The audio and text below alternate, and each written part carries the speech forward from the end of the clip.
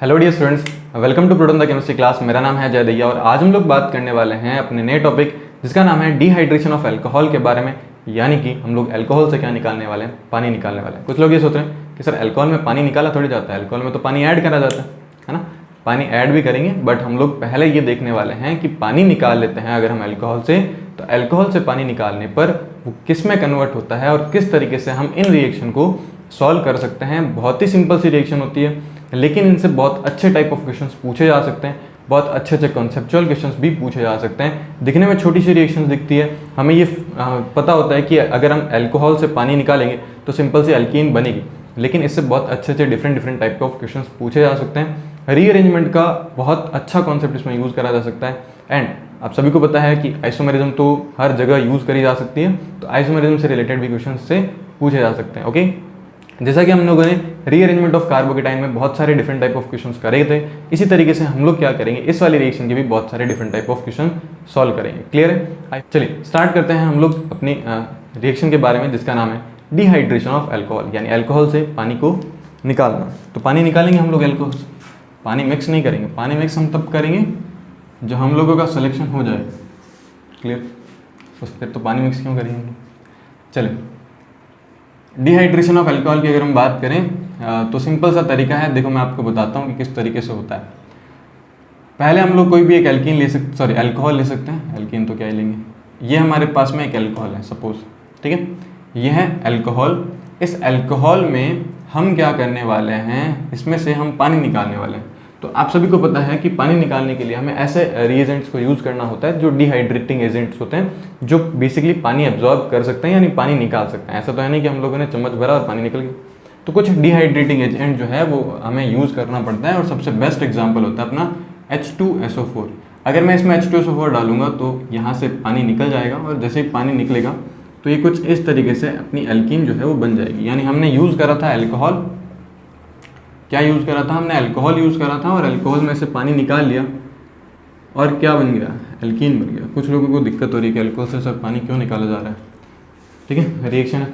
तो अल्कोहल से हम लोग पानी निकाल के उसको एल्कीन में कन्वर्ट कर सकते हैं, बहुत सिंपल है। अब मैकेनिज्म की बात आती है कि होता कैसे है, किस तरीके से पानी निकाला जाता है, वो भी तो हमें पता होना चाहिए, बिल्कुल आपको पता होना चाहिए।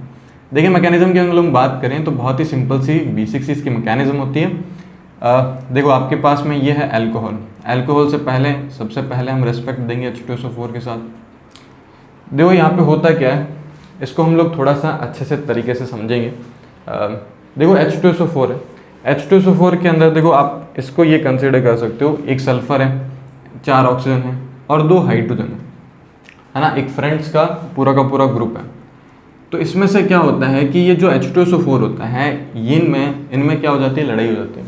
तो लड़ाई होने के बाद में क्या होता है कि ये इनमें से क्या करता है, अपने एक हाइड्रोजन को बाहर निकाल देता है अपने ग्रुप से, ठीक है, एक हाइड्रोजन को अपने ग्रुप से बाहर निकाल देगा और एक हाइड्रोजन को अपने ग्रुप से बाहर निकालेगा। तो देखो ये H+ के फॉर्म में बाहर निकल गया और साथ में ये बनाएंगे SO3H- या HSO3- कैसे भी लिखा जा सकता है। तो ये तो सारे के सारे एक साथ रहे, इन सब ने मिलकर क्या कर दिया, इस H+ को बाहर निकाल दिया, इस हाइड्रोजन को बाहर निकाल दिया। अब जब ये हाइड्रोजन बाहर निकल गया तो इस हाइड्रोजन को बहुत ज़्यादा क्या आया होगा, गुस्सा आया होगा।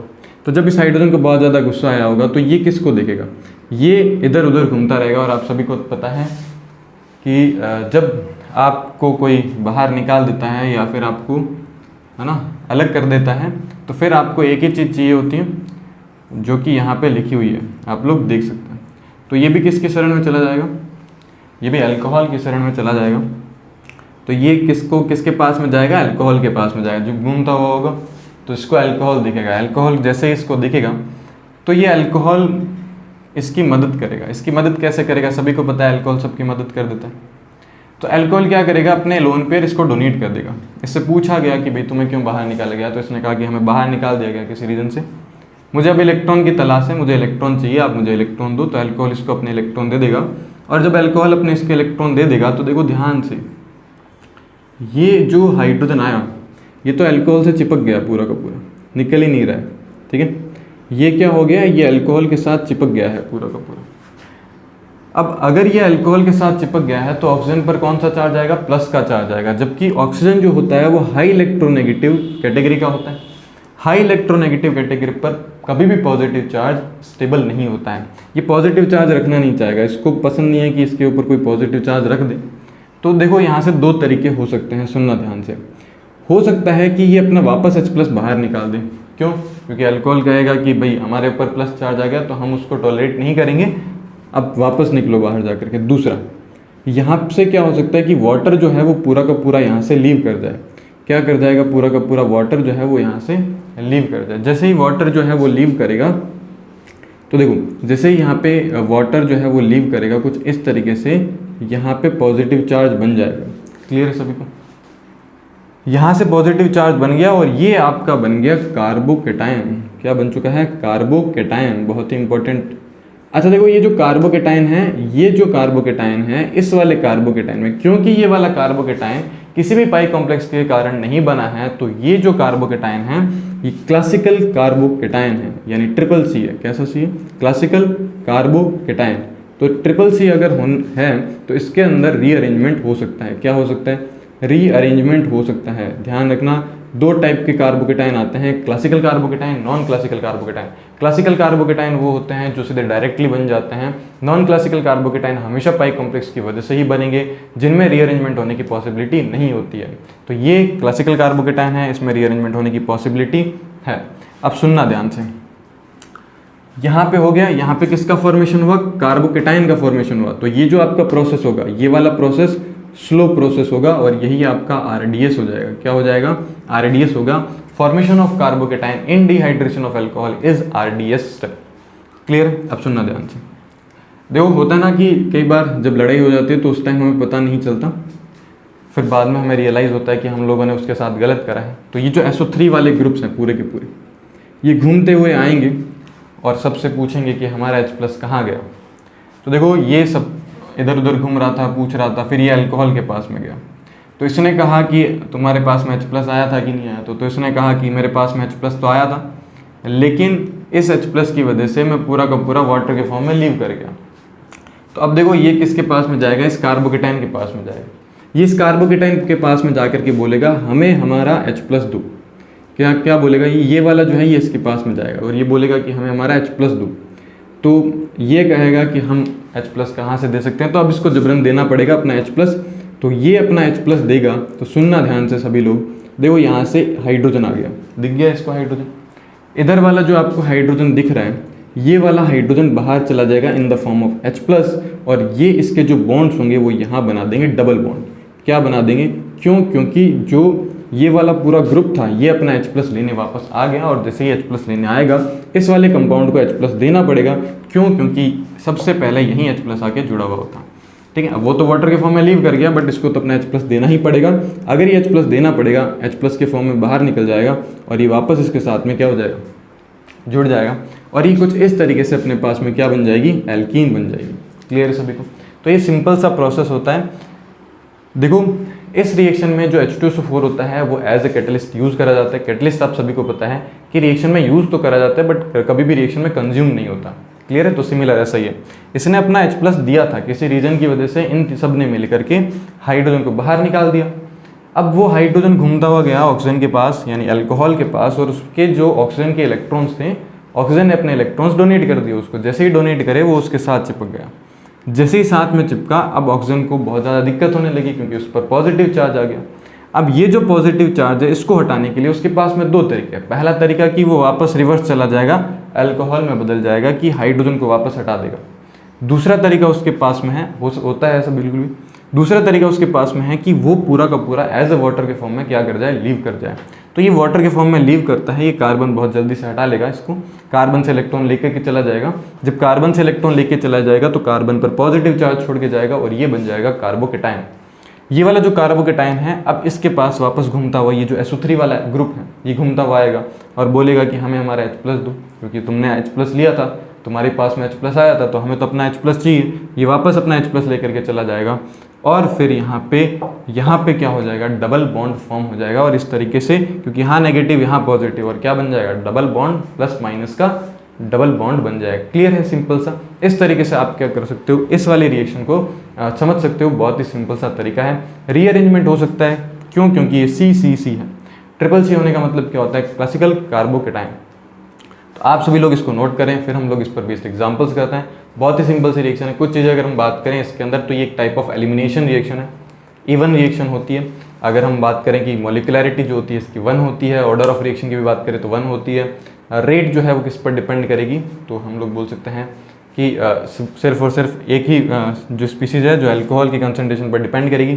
दूसरा अगर मैं बात करूँ डिहाइड्रेशन की जो रेट होगी, रेट ऑफ डिहाइड्रेशन किसका ज़्यादा होगा किसका कम होगा वो किस पर डिपेंड करेगा, वो सिंपल सा स्टेबिलिटी ऑफ कार्बोकेटाइन पर डिपेंड करेगा। कितना ज़्यादा स्टेबल कार्बोकेटाइन बन रहा है उतना ही उसका जो डिहाइड्रेशन का रेट होगा अल्कोहल का वो ज़्यादा होगा। तो ये कुछ चीज़ें हैं जो आपको थोड़ा बहुत याद रखनी चाहिए। बाकी नहीं भी याद रखोगे तो मैकेनिज्म को देख करके आप जनरली जो है वो ये सब चीज़ें समझ सकते हो, उसमें कोई बड़ी बात नहीं है। क्लियर है सभी को?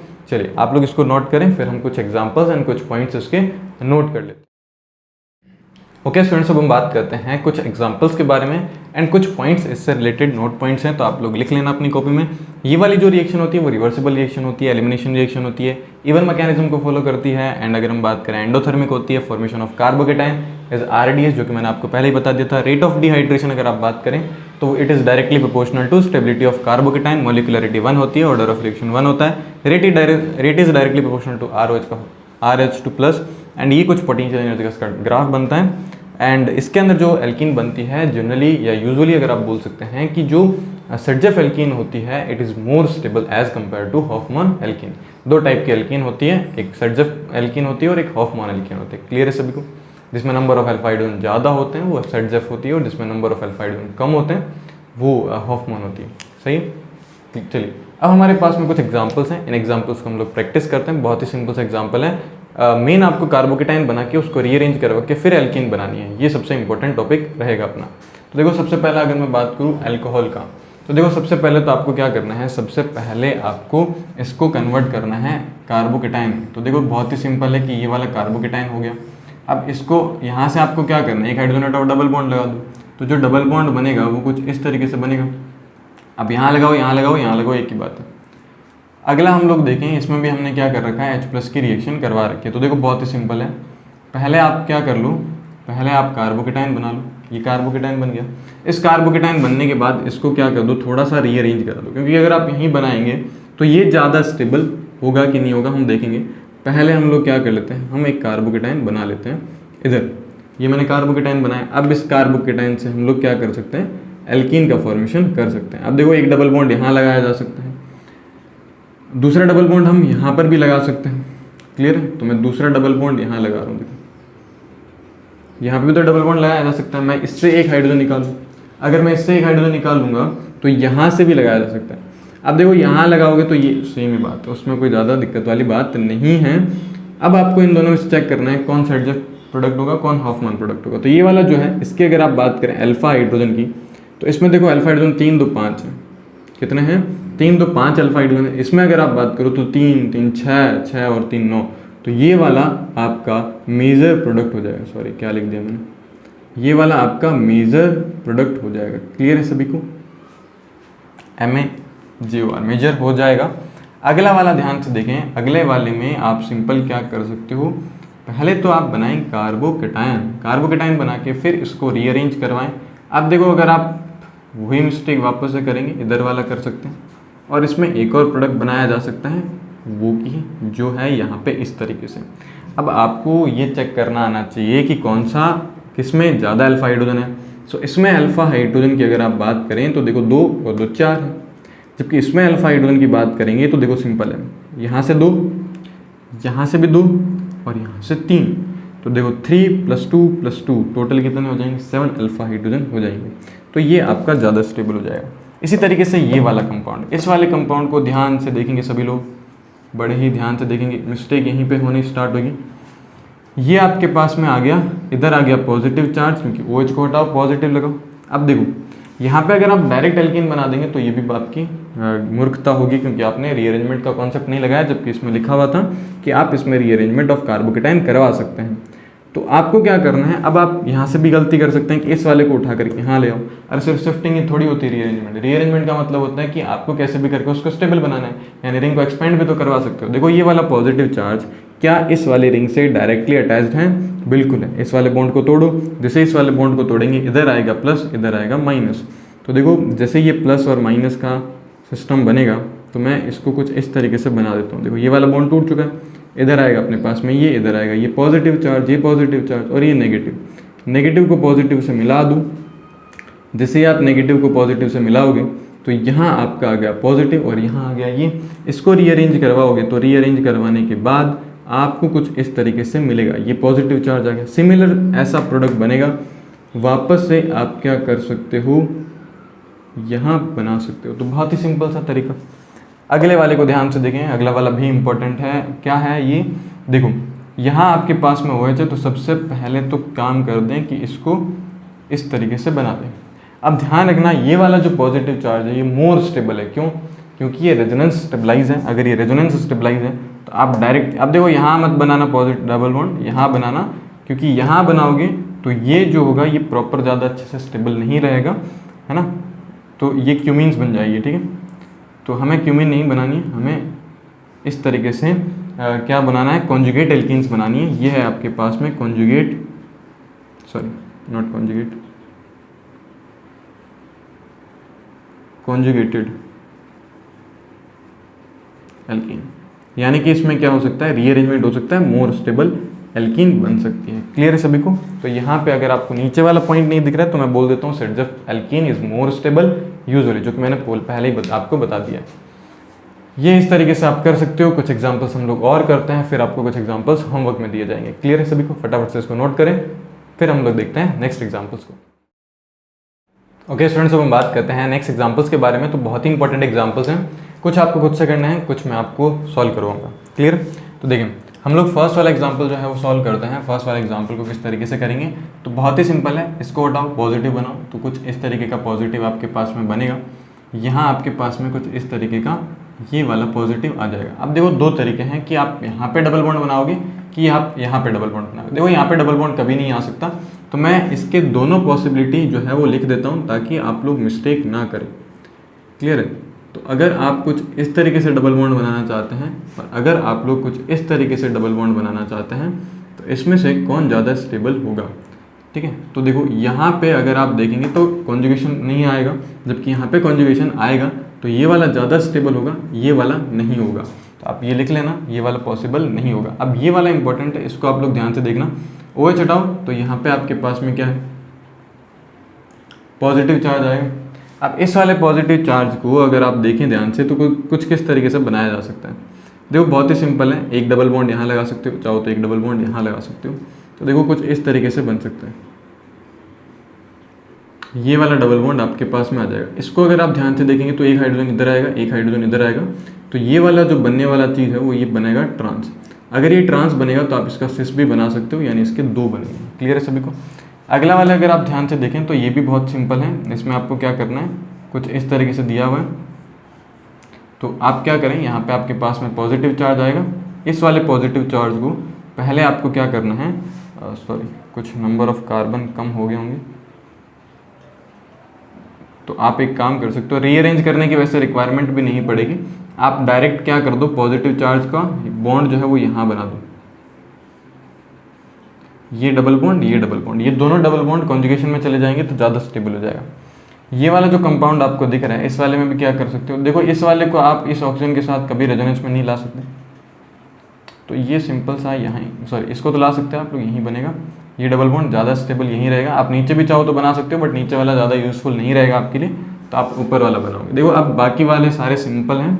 आपको क्या करना है, ये वाला पॉजिटिव हटाओगे, फिर यहाँ पे पॉजिटिव आएगा, ये वाला रिंग एक्सपेंड कर सकता है, फिर उसको इस तरीके से कर सकते हो।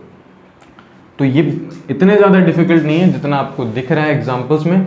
बस आपको ring expansion, ring contraction, rearrangement वाले फंडे यूज़ करने हैं। बाकी डिहाइड्रेशन कहाँ तक होता है, डिहाइड्रेशन सिर्फ आपको कार्बोकेटाइन बनाना है।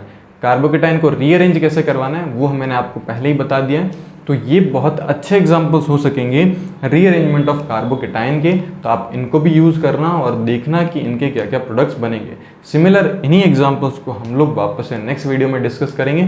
होगा तो मैं वापस इनको सेपरेटली एक वीडियो में कन्वर्ट कर दूंगा कि सेपरेट वीडियो के अंदर हम इनको डिस्कस करें।